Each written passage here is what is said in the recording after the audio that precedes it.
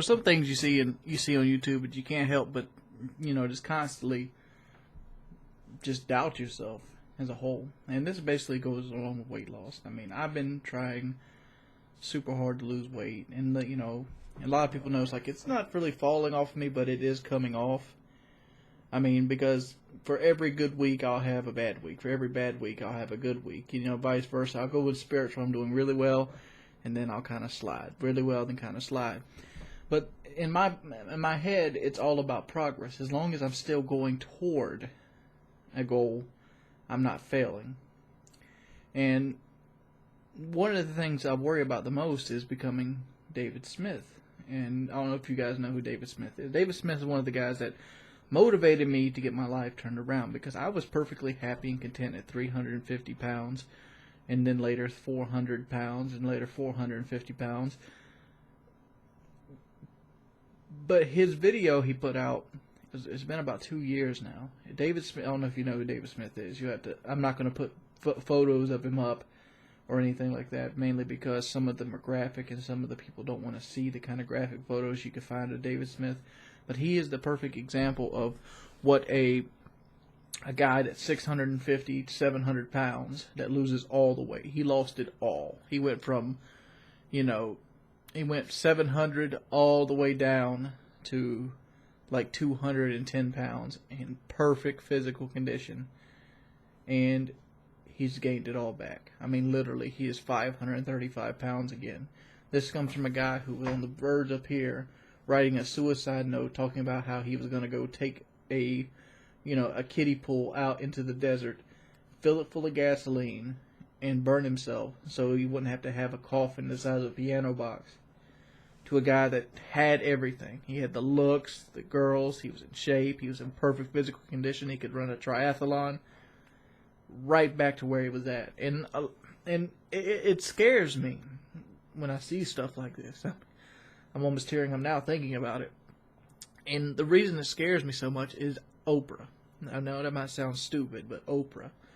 Oprah has money. She has lots and lots of money. She has more money, more doctors, and more access to losing weight than anybody on this planet. And she can't do it.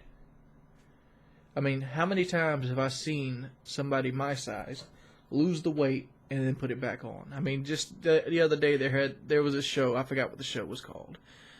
But, well, hell, even, in my 600-pound life, they had, people they gave, 4 or 5 people lap bands, and they followed them.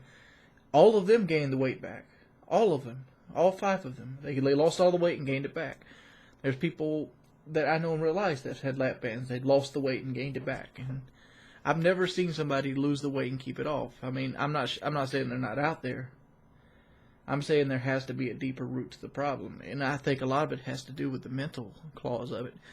And I'm not trying to say this in any form of way to give up, because, like I said, if I give up and I don't have that goal to push forward, that's when I'm going to die at a young age, when I no longer am worried about what I weigh, and I'm no longer worried about what it is.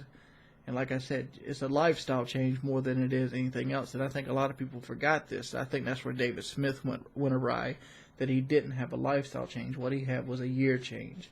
He changed his life for a year, and then he realized he didn't like the life he had to lead, and he went back to his vice, which was eating. Like, he loves to eat. Like, your brain not naturally craves it.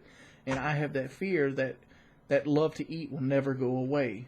And I've even talked to people that's lost weight, and they've even told me that it hasn't went away. That desired, man, I'd really love some barbecue wings right now. That kind of thing never goes away. You just have to fight through it. And is life constantly going to be a constant hunger struggle, even if you don't require that many calories? The thing about being fat is your body desires to eat even when you don't need to eat.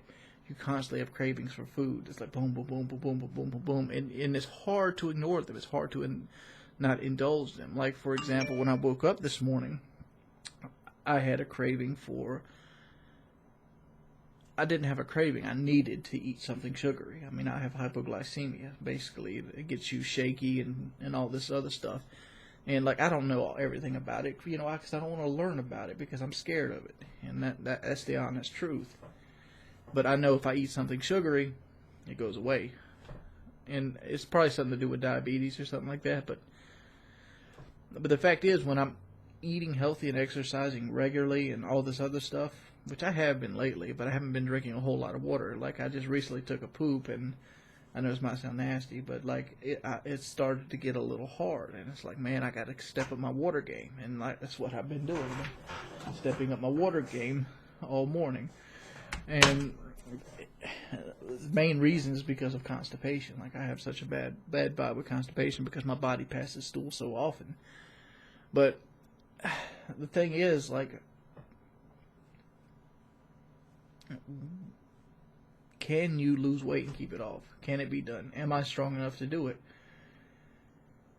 What are your guys' opinion?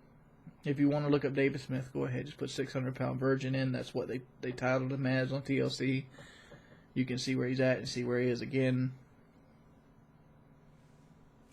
Your thoughts?